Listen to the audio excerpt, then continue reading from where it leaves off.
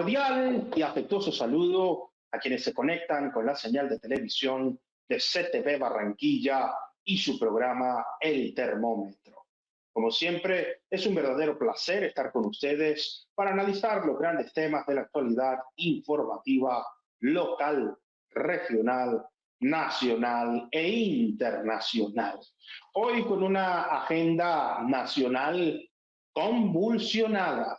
La convulsión demuestra un movimiento en el cuerpo del aparato estatal a partir de que se ha hundido uno de los proyectos bandera del Ejecutivo Nacional en el Congreso de la República. Se ha generado toda una tormenta política que está subiendo la temperatura y subiendo el tono en las actuaciones del Congreso y también en las decisiones que se toman desde el Ejecutivo.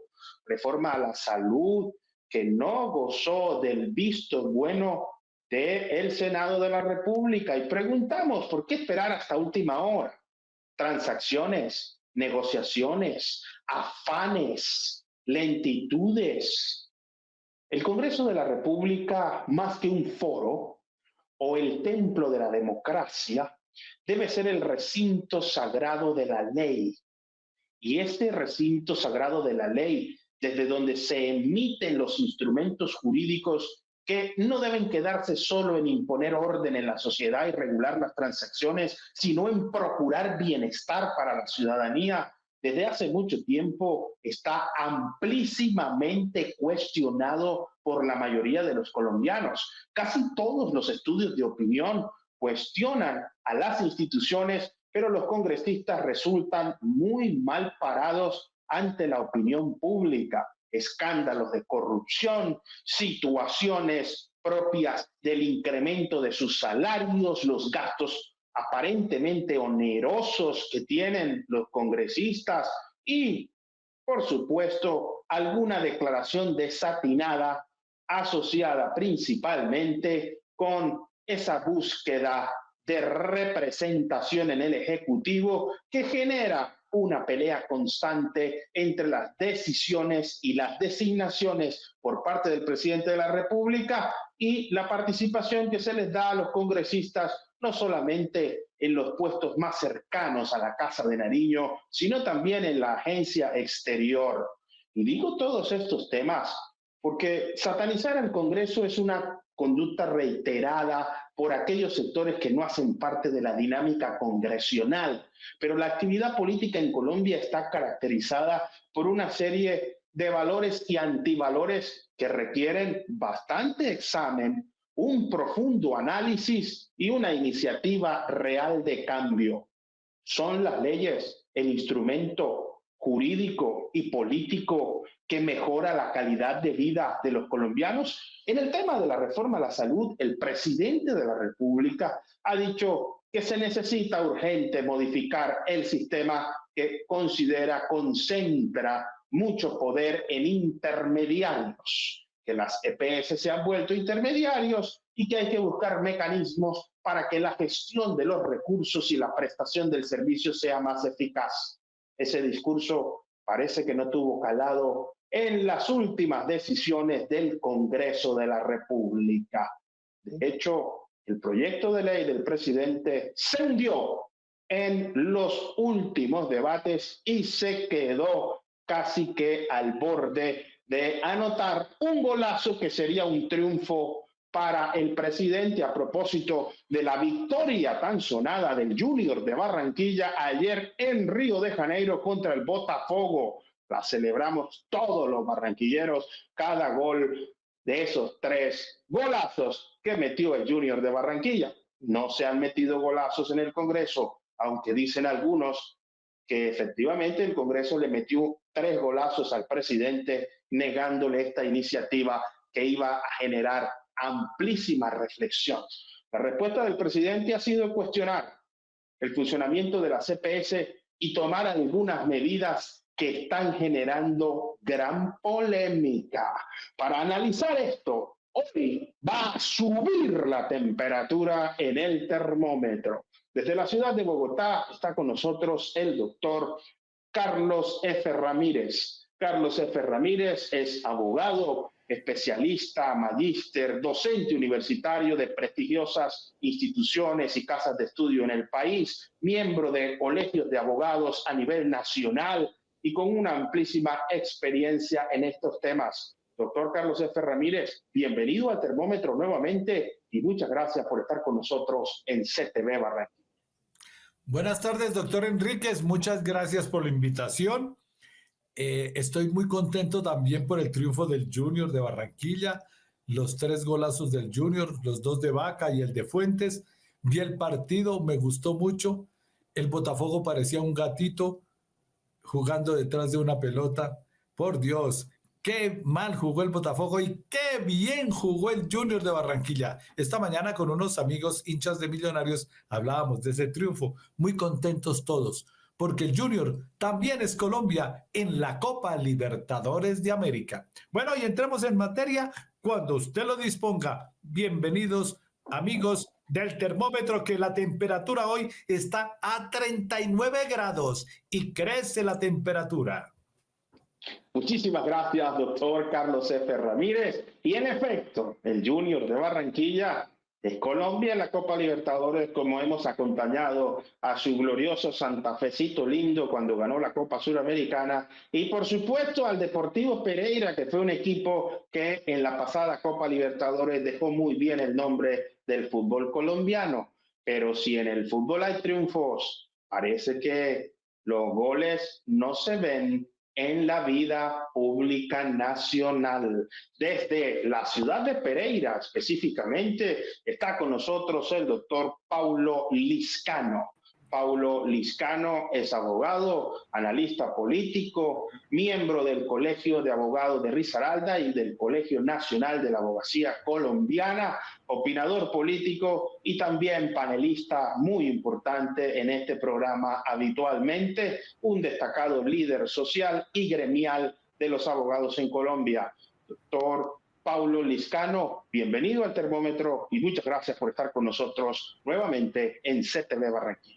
Muchas gracias, doctor Julio César Enríquez, contagiado de esa alegría que nos dio no solamente para Barranquilla, sino para Colombia, el triunfo del Junior de Barranquilla, que pues como lo dijo el doctor Carlos Francisco, somos Colombia todos unidos, aquí desde el área andina, también desde las montañas de este paisaje cultural cafetero, también nos sentimos con el corazón henchido de alegría y de patriotismo por el triunfo del Junior de Barranquilla.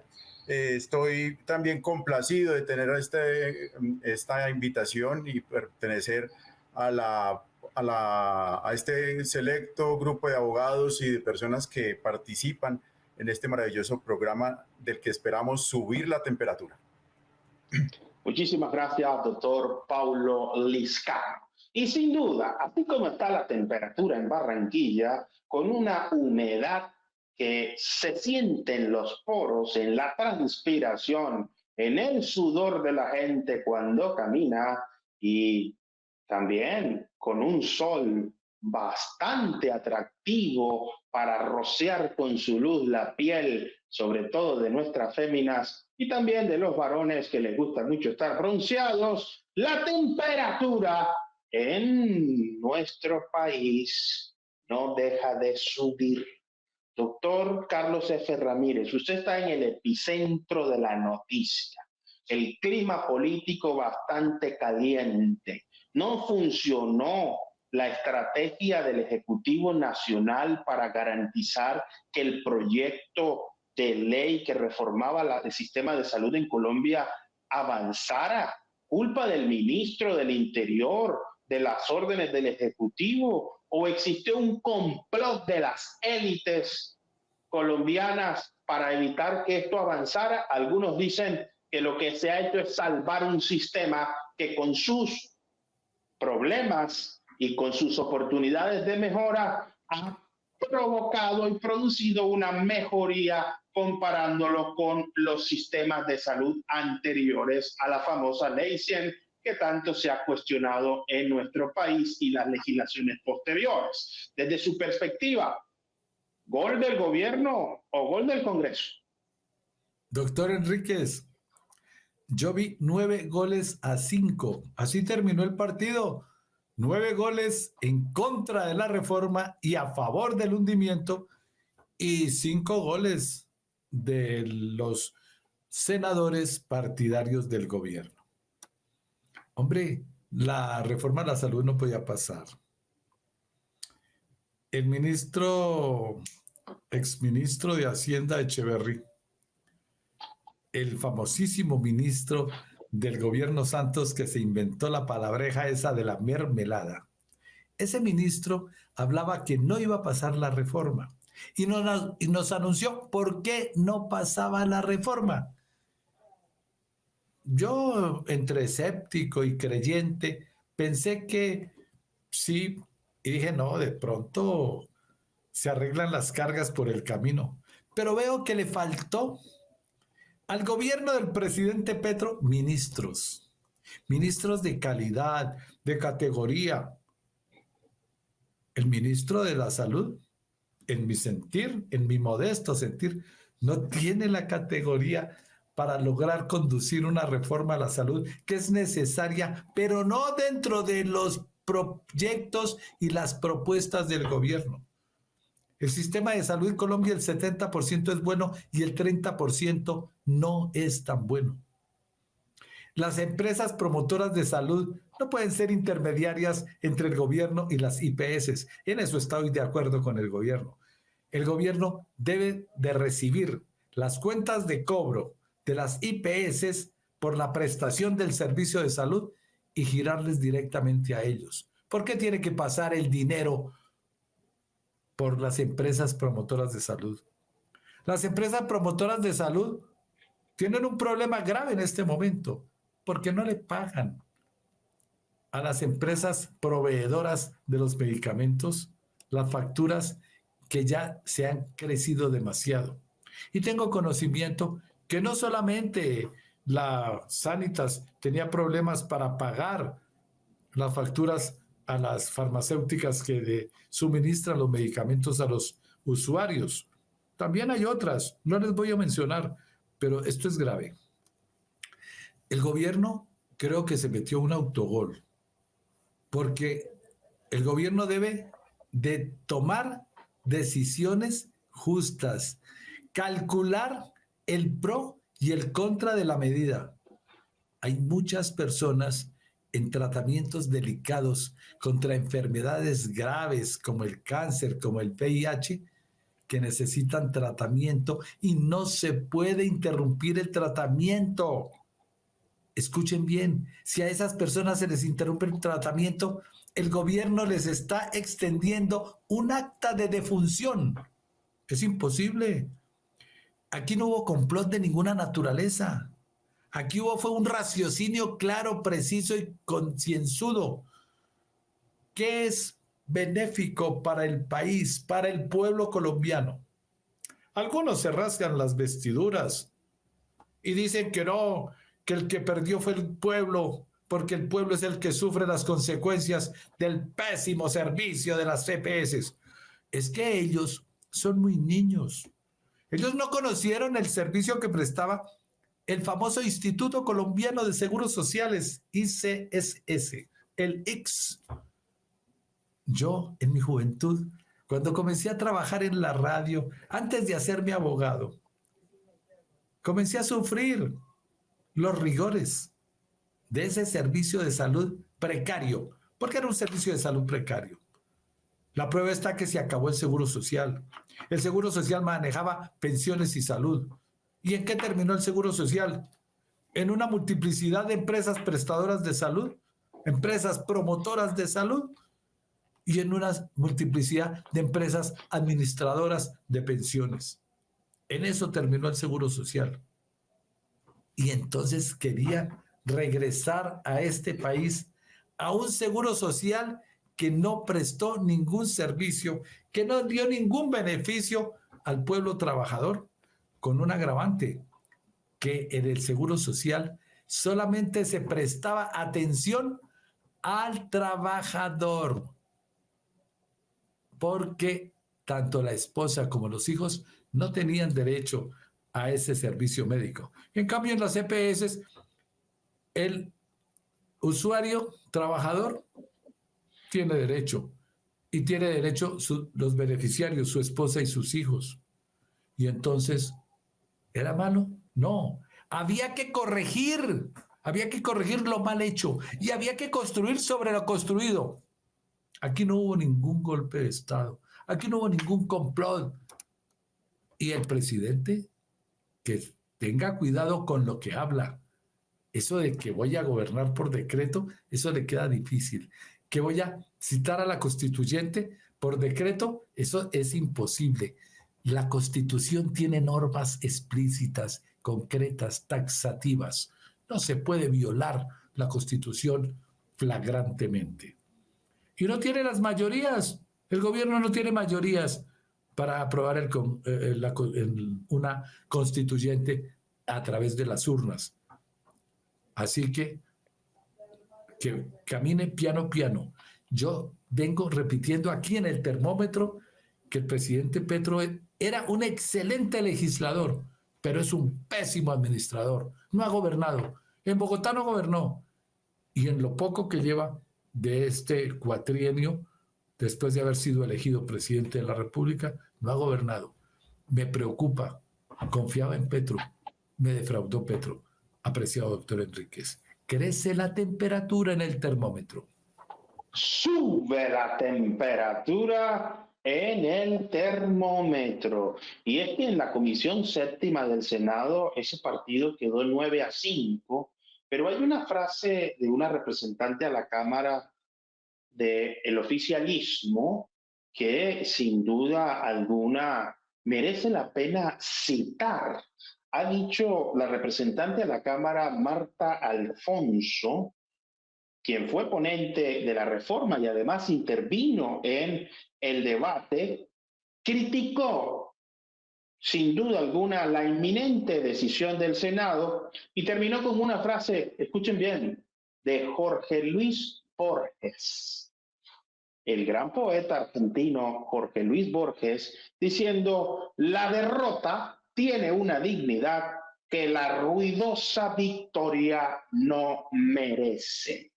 Doctor Paulo Liscán, ¿es este un triunfo del sistema establecido, constituido y una cortapisa, una talanquera, un muro que intenta impedir la gran reforma que a juicio del presidente y de quienes le apoyan necesita el pueblo colombiano para optimizar no solo el sistema de salud, sino todo el sistema social de nuestro país?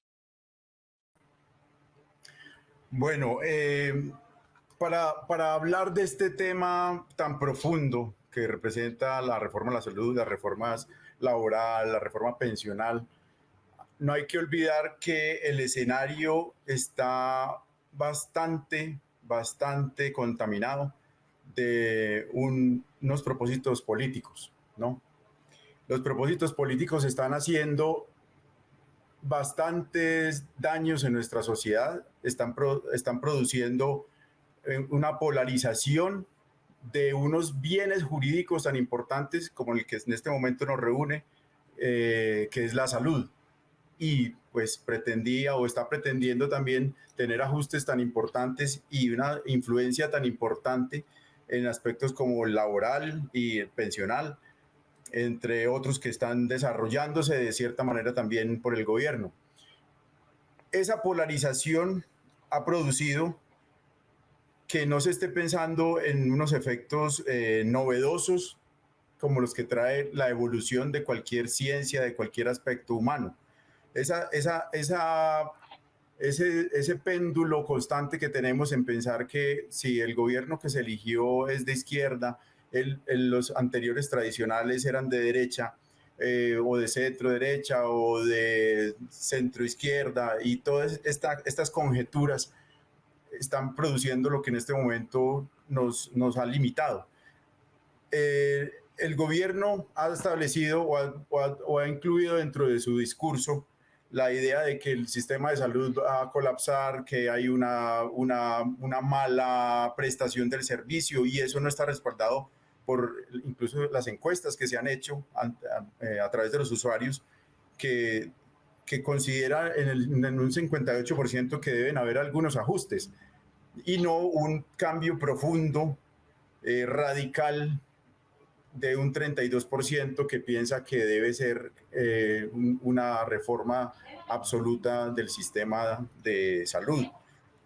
Esos respaldos, motivados además porque hay una gran fuente de la información que está motivada en la percepción sobre los sistemas de salud en Colombia, que tienen una tendencia positiva, han hecho que el gobierno tenga unas bases que no son muy sólidas para poder brindar esa idea de que tenemos que tener esos cambios tan diametralmente opuestos. Ya de estos, inclusive el ministro Jaramillo, Guillermo Jaramillo, había tenido que enfrentarse con las bancadas tradicionales, tratando de hacer incluso un impulso casi que obligatorio, como con una fuerza en la que estaba buscando de manera casi que abordando de una manera,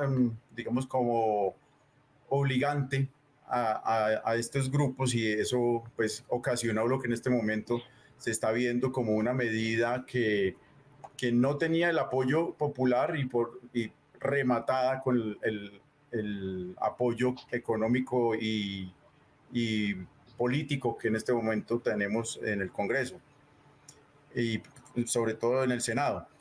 Entonces, es lo que vengo diciendo desde el principio, la respuesta que tenemos nosotros como nación, como pueblo, no era necesariamente tener ese cambio desde la perspectiva de que tenía que ser un gobierno de alguna corriente política, sino que tendríamos que haber aunado esfuerzos sopesando las dificultades económicas que tenía el régimen que tenía impuesto a través de las promotoras, instituciones promotoras de salud, que podían estar siendo unos intermediarios muy costosos, pero aprovechando los beneficios de la cobertura, de las capacidades de delegadas, de la capacidad de proveer muchos servicios en muchos municipios, en muchos sitios donde antes de la creación del sistema a través de la seguridad social desde el 91, 92,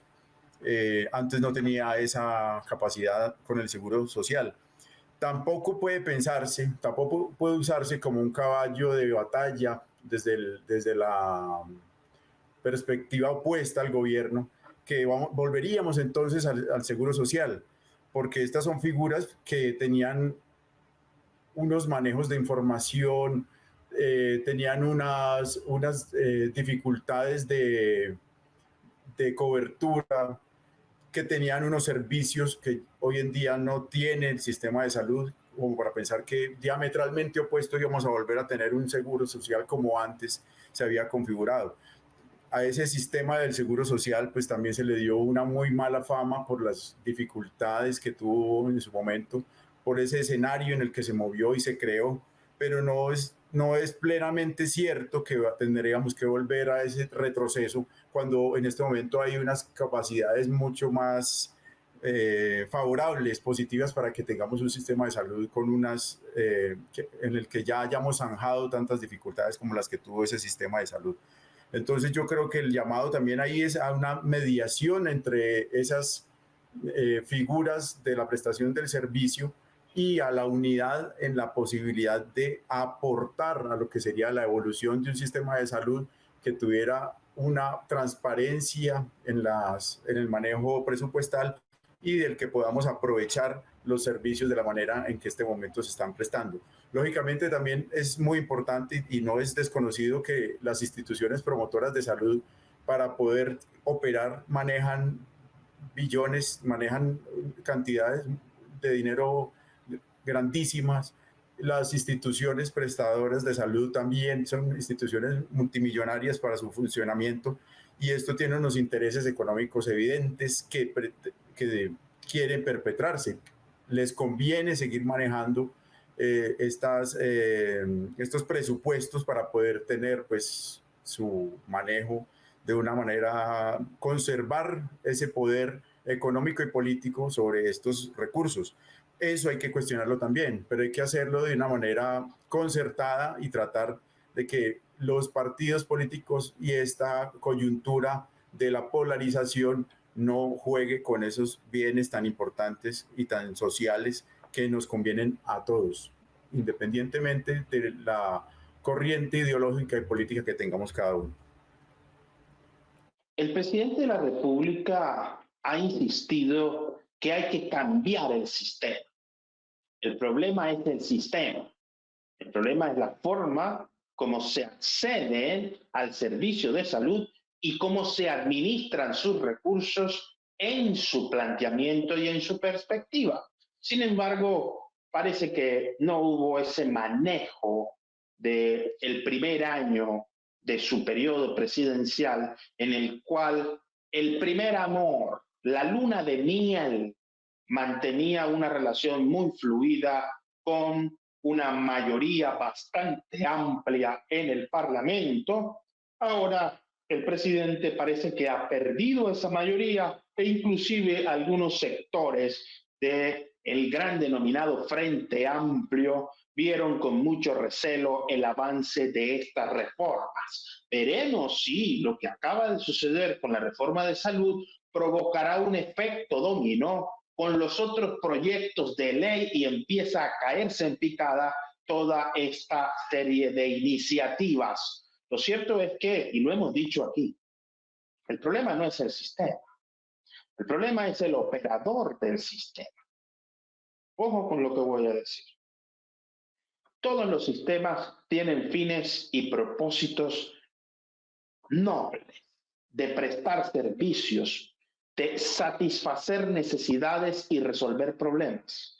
La corrupción no está contemplada en el sistema. Los principios y las normas establecen un combate y una lucha muy fuerte contra los antivalores que provocan el despilfarro, la malversación y la comisión de delitos. Aquí lo que se necesita es una verdadera agenda moral. Alterar el sistema puede generar problemas mayores. Y cuando me refiero al operador del sistema no me estoy refiriendo a las CPS, sino a quienes están detrás de todo el negocio. Si no, será un quítate tú para ponerme yo y seguiremos con los mismos problemas sin resolver, pero con otros protagonistas. A partir de este momento, sube la temperatura en el termómetro.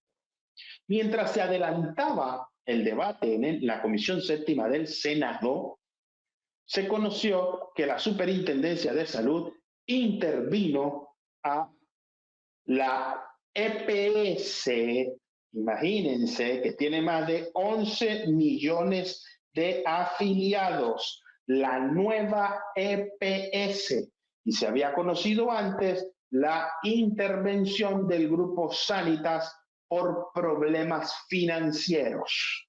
Doctor Carlos F. Ramírez, ¿estas intervenciones ocurren por casualidad en medio del debate o es una forma de saltarse la reforma y tomar con la autoridad disciplinaria los cambios en el sistema que no se logren hacer por la ley, sino por la competencia y la funcionalidad de la Superintendencia de Salud? Que a propósito, el Superintendente de Salud acaba de ser llamado a control político por el Congreso y ya la Procuraduría está diciendo también que le va a poner el ojo a cada una de estas intervenciones. Doctor Enríquez, eso no es gratis, es una retaliación. Desafortunadamente, el presidente de la República gobierna de una manera revanchista. ¿Me aprueban la reforma o yo la impongo por mi voluntad? Y por ahí circula en las redes sociales un videíto de una entrevista que le formulara el periodista Daniel Coronel cuando él era candidato a la presidencia de la República y le preguntaron que qué iba a pasar con las EPS. Yo digo que las EPS se iban a acabar, que iba a producir un efecto dominó y que caía una EPS y enseguida caía la otra y que chun, chun, chun, chun, chun, se iban cayendo todas. ¿Y qué va a pasar con la salud de los colombianos? ¿O es que acaso al gobierno no le importa la salud de los colombianos? Mientras se cumplía el debate, se intervino a la EPS Sanitas y se intervino a la nueva EPS. Y en la nueva EPS el gobierno nacional tiene el 50% del capital. Entonces, ¿por qué interviene una EPS en la que prácticamente es una sociedad de economía mixta, donde tiene el 50%? Mientras eso ocurría, vísperas al hundimiento de la reforma, la Sociedad Analizar y Lombana SAS realizó una encuesta del 20 de marzo al 1 de abril para saber cómo estaba la situación y cómo entendía el pueblo colombiano lo que estaba pasando y si aprobaba la gestión del gobierno o no. Y el 75% lo desaprobó y el 23% lo aprobó, mientras que el 2% no respondió, dijo no, que no sabía. Y entonces le preguntan a ese pueblo que cuál es su percepción sobre el equipo de gobierno nacional y el 67% dice que el equipo de gobierno es pésimo y apenas el 18% dice que es regular y el 14% que es excelente. Y le dicen, bueno, y entonces, ¿usted está de acuerdo o en desacuerdo con una nueva constitución para Colombia? Y los entrevistados responden en un 78% que no están de acuerdo, están en total desacuerdo. Apenas el 18% dice que sí y el 4% no responde. Y dicen, y entonces, si se vota un referendo para convocar a una nueva constituyente, ¿usted votaría a favor o en contra? Y el 75% dice que responde que está en contra y el 20% que está a favor. Y sigue la encuesta de Analizar y Lombana preguntando, ¿y confía en el sistema electoral colombiano? Y los entrevistados en un 66% dicen que no confían, mientras que el 27% sí confía y el 7% no sabe. Y dicen, ¿pero cómo? Entonces, el presidente Gustavo Petro está buscando la reelección y el 73% dice que sí está buscando la reelección, mientras que el 20% dice que no. Y el 7% dice que no sabe, no responde. Muy bien. ¿Y usted considera, le preguntan, considera que existe corrupción en el gobierno nacional? Y el 77% dice que sí cree que hay corrupción. Mientras que el 10% dice que no. Y el 13% no sabe. No sabe si hay corrupción el 13%. ¿Usted confía en las Fuerzas Armadas? ¿Qué imagen tiene de las Fuerzas Armadas de Colombia? Y el 54% dice que tiene una imagen positiva, mientras que el 31% lo considera neutral y el 14% considera su imagen negativa. Muy bien. Y considerando esto, ¿usted cree que las Fuerzas Armadas están considerando o planeando un golpe de Estado para llevarse a cabo durante este mandato? Y el 71% dice, no creo que las Fuerzas Armadas estén considerando un golpe de Estado. No lo cree el 71%. El 9% sí lo cree y el 21% no sabe, no responde. Entonces le dicen, ¿y Colombia va a estar mejor o peor dentro de 2 años?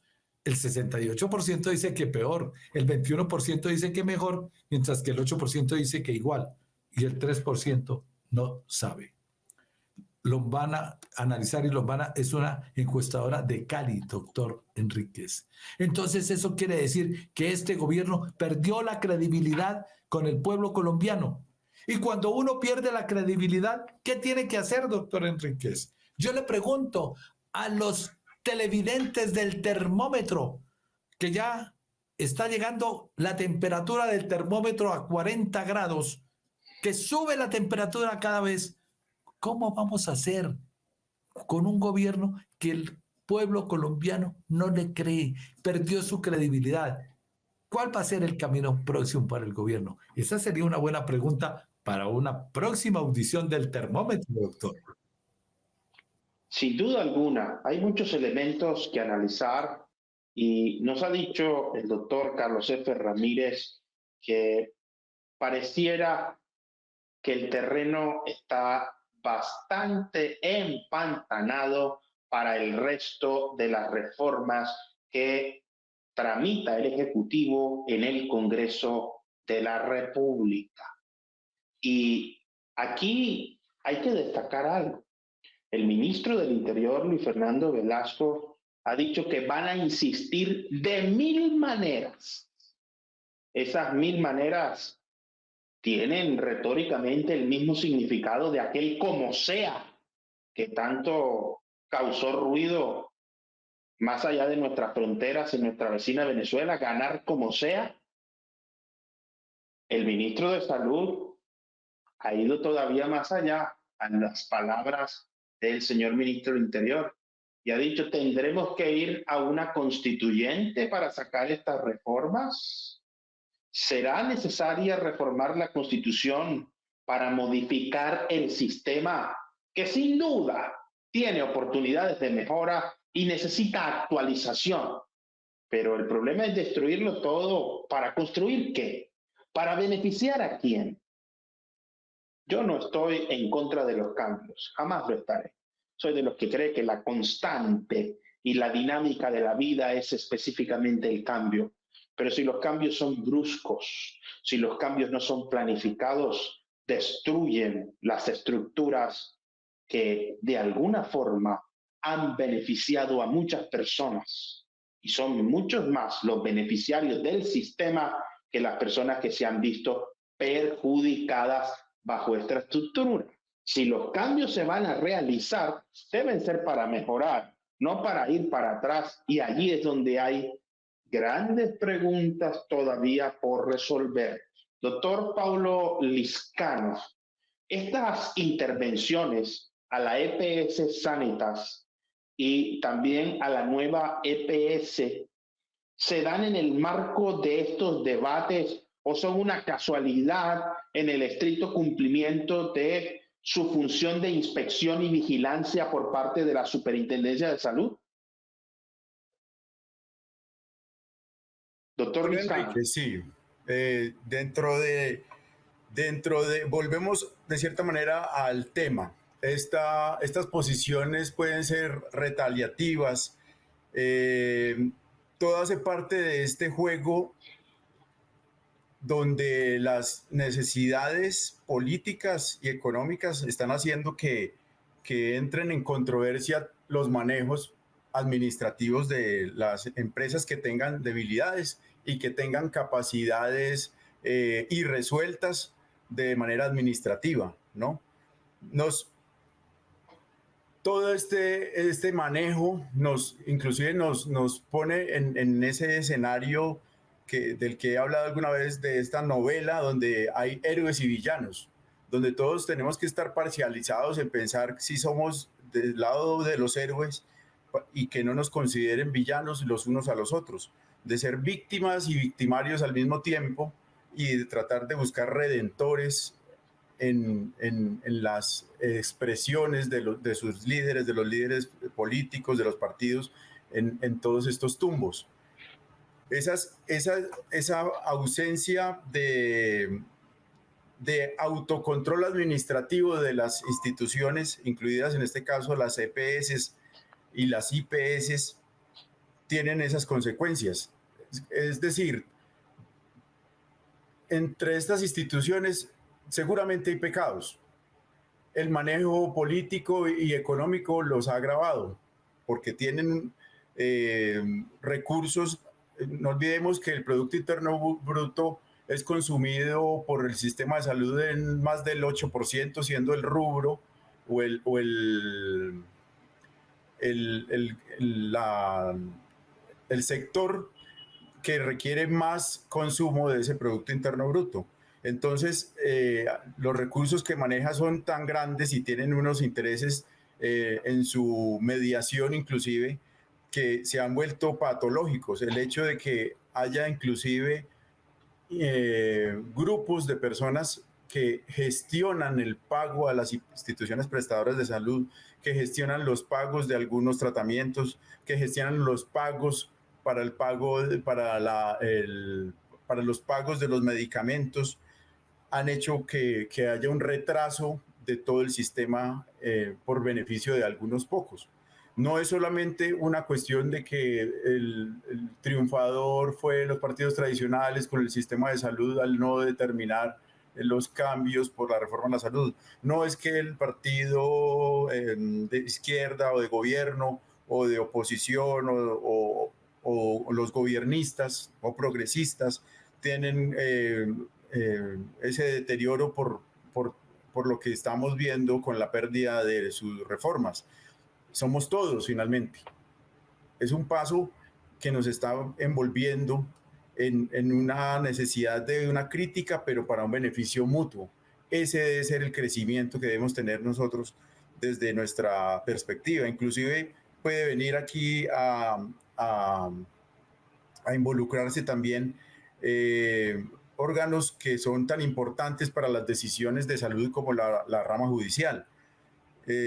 No debería ser permitido que desde ese autocontrol que tienen las instituciones prestadoras de salud y las mismas empresas promotoras de salud, EPS, que tenga que permearse a través de la congestión que brinda el desarrollo de una acción de tutela para poder tener derecho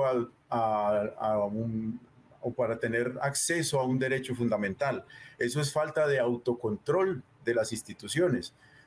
Si existiera ese autocontrol de las instituciones, no existiría un insumo para que hubiera acciones constitucionales que exigieran derechos sencillos. O para hablarle de una manera más universal a todos nuestros televidentes, si el señor que necesita pañales ya está siendo ya fue diagnosticado, ya fue formulado y ya le ordenaron su medicina, es un representante de la institución prestadora de salud o de la EPS, que es el médico tratante, no debería ser necesario sino ese criterio para que al señor le dieran sus pañales. Pero el señor tiene que pasar por muchas barreras, tiene que saber que necesita de pronto un abogado para poder entrar a controvertir que esos pañales son un derecho que tiene. O tiene que tener dinero para poder tener posibilidad de apoyarse en un profesional del derecho en una demanda que no es necesariamente tan fácil o que puede tener vericuetos que hagan que no pueda llegar a producirse los efectos que busque con la demanda. Se enfrenta a una institución que tiene plena experiencia en el manejo de las controversias constitucionales, que tiene además una plena experiencia en el manejo administrativo, que no debería estar oponiéndose a ese usuario debilitado para poder reivindicar un derecho al que ya tiene esta institución la plena capacidad de resolver.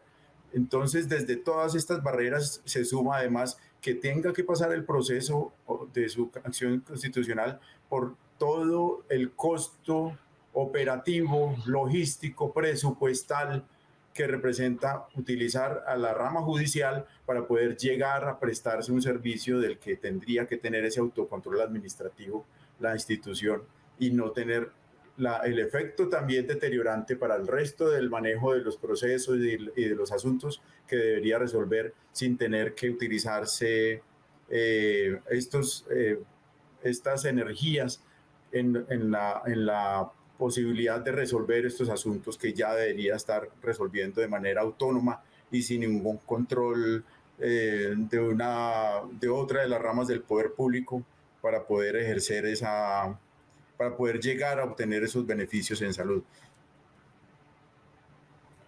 Beneficios que ha dicho el ministro de Salud, Guillermo Alfonso Jaramillo, están en una protección por parte del Estado a las EPS que deben pasar a ser gestoras, dejar de cumplir la función que hoy tienen para adelantar una gestoría en la administración de los servicios de salud.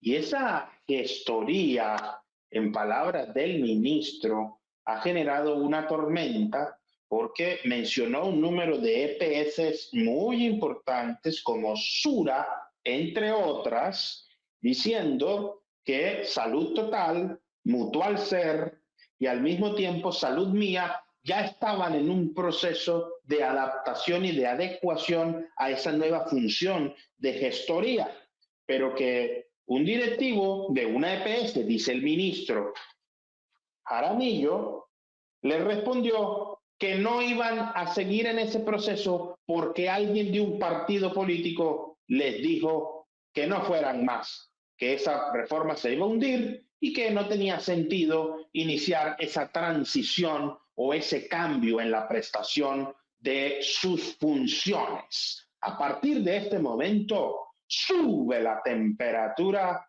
todavía más. Entre las declaraciones del ministro Velasco, ministro del Interior, y del ministro de Salud, Jaramillo, pareciera que hay una coherencia intencional. Ojo con esto, una coherencia en las intenciones. El ministro Velasco dice, insistiremos de 1000 maneras. Y refiriéndose al tema de salud, el ministro de Salud, Jaramillo, dice, tendremos que ir a una constituyente. Doctor Carlos F. Ramírez, superintendencia interviniendo, EPS, no es suficiente para lograr lo que no se logró en el Congreso de la República y ahora se tiene que avanzar hacia una constituyente. ¿Cuáles serían esas 1000 maneras de las que habla el ministro Velasco? Y aunque no podemos entrar en su mente y deja eso abierto, ¿será necesaria una constituyente para lograr estas reformas? Quitarle el poder al Congreso de la República y elegir una Asamblea Nacional Constituyente. Doctor Enríquez, la encuesta de Analizar y Lombana preguntó eso. Y el presidente de la República, ¿dónde tiene las mayorías para lograr en un referéndum convocar a una Asamblea Nacional Constituyente para reformar la Constitución? La Constitución no necesita reformarse. El presidente Petro debe dejar la terquedad a un lado. Nada saca con una constituyente. Va a sufrir una derrota aplastante. La gente en la calle ya lo está anunciando. Recuerde lo que pasó en las elecciones para alcaldes y gobernadores el año pasado. El alcalde de Bogotá no es del pacto histórico y hubo candidato del pacto histórico. El alcalde de Medellín no es del pacto histórico y hubo candidato del pacto histórico. El alcalde de Cali tampoco es del pacto histórico. Y el alcalde de mi amada Barranquilla tampoco es del pacto histórico.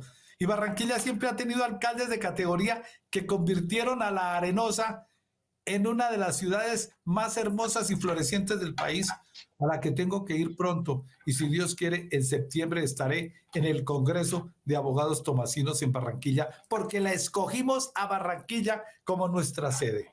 Y entonces, ¿dónde está la mayoría del pueblo que va a votar un sí al referendo? Yo no creo, en absoluto. El barco se está hundiendo. Esto parece al Titanic. Esto parece una muerte anunciada, como lo escribió el difunto García Márquez en su obra maestra. La crónica de una muerte anunciada. Caray, se le dijo, se le advirtió, haga la reforma a la salud, sí, reforme las EPS, sí, pero no las acabe, porque es que la cuestión no es acabar con las EPS, aproveche lo que hay y haga una mejor estructura de la salud, inmortalícese mejorando la salud de los colombianos. Y dijo que no, él no se deja aconsejar, él no se deja guiar, él se mete por la calle en el medio y es lo que él diga, y nada más, y yo soy yo. Como dijo Luis XIV, el poder soy yo. No, hombre, Eso ya no es así. Él creyó que el Congreso de la República se lo iba a bailar y resulta que el Congreso de la República le metió 9-5. Entonces, hay que reflexionar. Si yo estoy en los zapatos de Petro y me ocurre eso y me dan semejante muenda, yo no voy a salir a los congresos ni a la plaza pública a despotricar del Congreso. Me voy a encerrar con mis asesores y voy a analizar la situación. Yo no voy a nombrar esos ministros que él nombró. Ahí hay unos ministros que son una vergüenza. Los nombró porque son amigos de él. Porque como decía un viejo amigo mío, que en paz descanse, en Colombia para desempeñar un cargo público, lo importante es que lo nombren. Y eso es cierto. Entonces no es así. Así no se gobierna. Él no aprendió a gobernar. Él es un excelente legislador. Lo admiro como legislador. Lo admiré y lo seguiré admirando como legislador. Porque como legislador, muy bueno. Los debates de él fueron magistrales.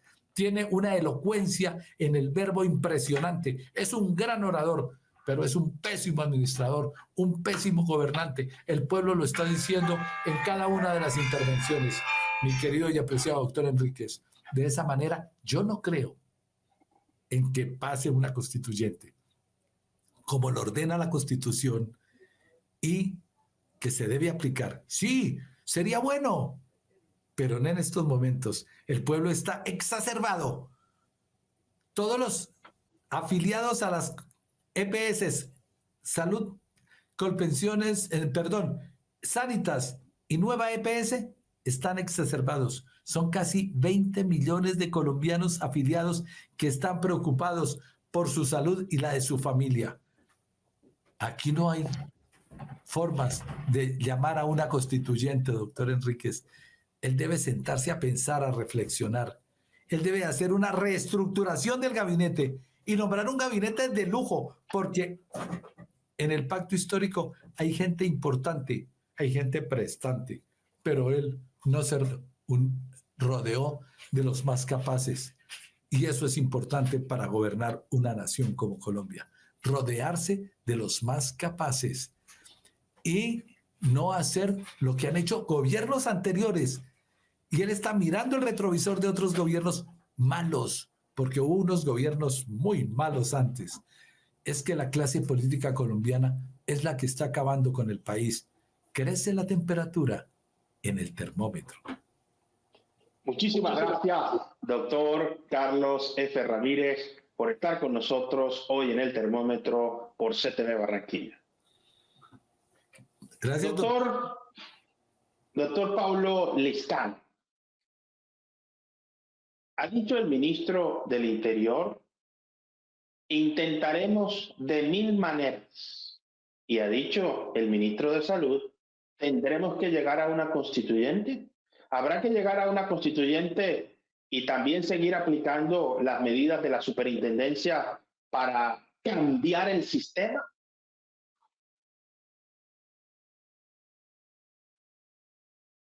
Tenemos un problema con el audio, doctor. ¿Escuchamos? Ya, disculpe. Subimos la temperatura también con este criterio de la reforma constituyente. Nosotros hemos visto dentro de los gobiernos, entre los pasos de los gobiernos, inclusive gobiernos desde las mismas tendencias o de tendencias ideológicas similares, que es necesario siempre tener un redentor.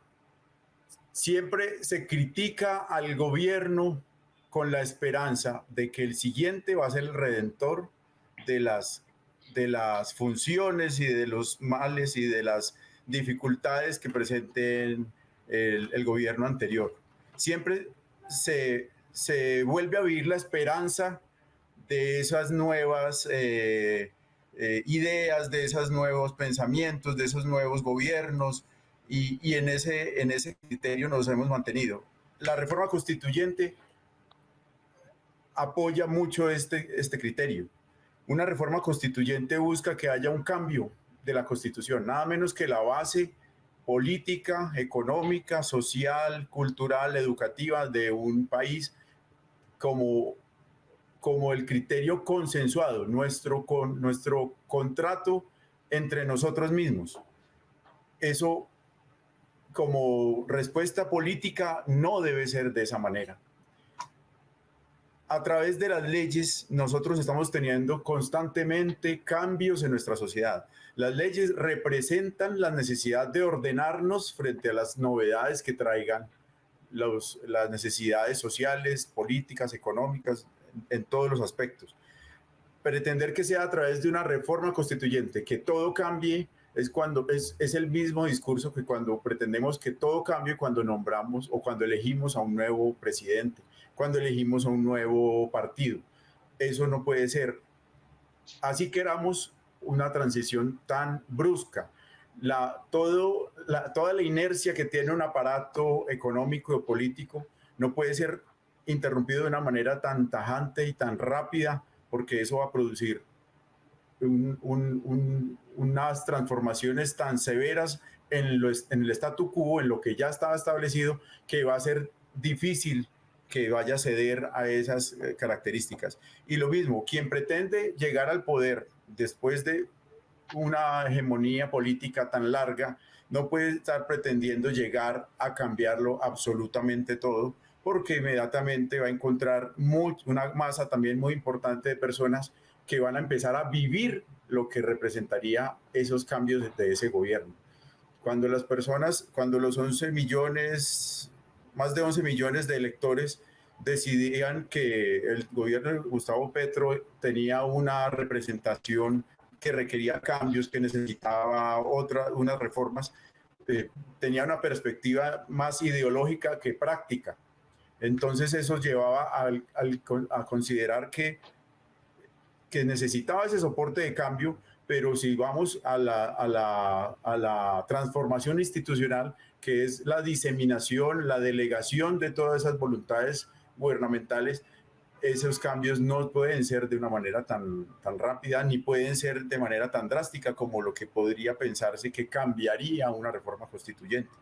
Entonces, el mismo sistema de salud es como se dice, el fondo de un canasto de una cantidad de leyes derivadas de la Ley 100 del 93, pero que tiene unas bases que van cambiando constantemente en cuanto a todo lo que representa el sistema de salud, en cuanto al sistema operativo, logístico de medicinas, medicamentos. Bueno, cada vez creo que es el sector desde el punto de vista legal que tiene más legislación y que la legislación es más intrincada. Usted le puede preguntar a una persona pensionada sobre sus circunstancias y puede cambiarle en pocos meses sus posibilidades de optar por otras características de pensión, puede tener variabilidades en lo que representan sus beneficios a los beneficiarios. Bueno, esa dinámica que tiene el sistema de salud y que tiene el sistema constitucional nuestro, tiene una gran variabilidad, pero como lo repito por tercera vez dentro de esta intervención, nuestro cambio como institución, que somos los ciudadanos, está basado en una agenda moral. Nosotros no podemos pretender que cambien las cosas si nosotros, los usuarios, si nosotros, quienes estamos bajo la coadministración de los servicios, quienes podemos exigir, quienes podemos, que tenemos la responsabilidad de aportar a través de nuestros impuestos, a través de los sistemas de copagos, de las bases de tarifación, como el que utiliza el CISBEN, hacemos un mal uso de esos sistemas de información, tratamos de eludir de cualquier manera los pagos de los impuestos. Si nosotros no somos responsables con las capacidades que tenemos como trabajadores, como empleadores, al pagar de manera correcta los servicios laborales, si no estamos aportando de la manera correcta las intenciones que tenemos al sistema general de seguridad social, salud y pensiones, pues esos cambios simplemente van a cambiar de gobernantes, pero sus gobernados van a ser la base para que todo continúe de cierta manera igual. Entonces, esas reformas constituyentes deben ser apoyadas es por todo ese criterio de cada uno de nosotros como ciudadanos, y las expresiones sobre que van a utilizarse de mil maneras la posibilidad de que tengamos cambios a través del gobierno y que esas imposiciones puedan llegar a vislumbrarse desde aspectos políticos y económicos, pues van a ser, como he dicho, otro capítulo más de unas dificultades que nosotros estamos viviendo y seguimos viviendo, pero que requieren de planteamientos en los que tengamos que estar unidos, en que somos como comunidad una necesidad, somos los que reclamamos esa necesidad de un buen servicio y debemos proteger porque sea un servicio que evolucione en un planteamiento más transparente por el aprovechamiento de los recursos que tiene el sistema de salud. Muchísimas gracias, doctor Paulo Liscano, por estar con nosotros en el termómetro por CTV Barranquilla. A ustedes muchas gracias también por estas invitaciones. Lo hemos visto. Se hundió la reforma a la salud. El Ejecutivo tiene un nuevo revés en el Congreso de la República. La gobernabilidad y la gobernanza se mide a partir de los resultados, la eficiencia, la eficacia y la efectividad en la toma de decisiones. Lograr consensos en el Parlamento requiere un talento y principalmente una disposición a aceptar las diferencias, los aportes, las críticas y, por supuesto, también las convergencias de opiniones entre actores multidiversos. El presidente de la República ha sido sin duda un gran congresista. Sorprende que el rol de oposición no se traduce en el rol de gobierno y el país empieza a mostrar ya una crisis de gobernanza. Diferencia entre la gobernanza y la gobernabilidad. Hay toda una discusión en la teoría política sobre estos dos conceptos, pero se puede entender de una forma simple. La gobernanza es la estrategia, la gobernabilidad es la táctica. La gobernanza es la planificación, la proyección y la prospectiva. La gobernabilidad implica la ejecución de las medidas y de las acciones empleadas por los gobiernos para el cumplimiento de sus propósitos y sus programas. Hay una crisis de gobernanza sin duda alguna porque no se logra tener consensos, acuerdos ni reunir la mayoría que impulse las reformas planteadas desde el Ejecutivo. La pregunta entonces, ¿iremos a una Asamblea Nacional Constituyente para hacer los cambios que en los términos del presidente de la República requiere el país? ¿Cambiar el sistema de salud, el sistema laboral, el sistema pensional y todas las grandes reformas que ha planteado en su agenda? ¿Logrará sus mayorías? Esperemos que las soluciones a los problemas de los colombianos lleguen a tiempo y no sigan aplazándose. Aquí todavía hay hambre, aquí todavía hay desempleo, aquí todavía hay inseguridad. ¿Dónde está la agenda de paz? ¿Cuáles son los progresos, los avances? ¿Dónde está el desarrollo en la infraestructura? Las grandes obras. Todavía se está esperando el tren desde Buenaventura hasta el Caribe. Todavía se está esperando el tren que una a Cartagena, Santa Marta de Barranquilla, y ahora se revivió un viejo proyecto de construir un tren que una a el Caribe con el Pacífico como una medida alternativa al canal de Panamá, que por el fenómeno del Niño está reduciendo drásticamente su caudal. Estas medidas se traducen del discurso a la acción, de la teoría a la praxis, de la que tanto hablaba Marx, de la que tanto habla la izquierda en el mundo. Los colombianos resolvimos esto con un adagio popular. Del dicho al hecho hay mucho trecho. Esperemos que el trecho encuentre un buen camino y un mejor conductor, o que el conductor aprenda en el camino a guiar esta nave y nos lleve a todos los pasajeros de este tren a un destino seguro, y que no quedemos como la canción Santa Marta tiene tren, pero no tiene tranvía. No olvidemos nunca esto. No existe yo sin nosotros. Lo mejor de todos para ti y lo mejor de ti para todos. Muchísimas gracias por estar con nosotros en el termómetro por CTV Barranquilla. Nos estamos viendo en todas partes.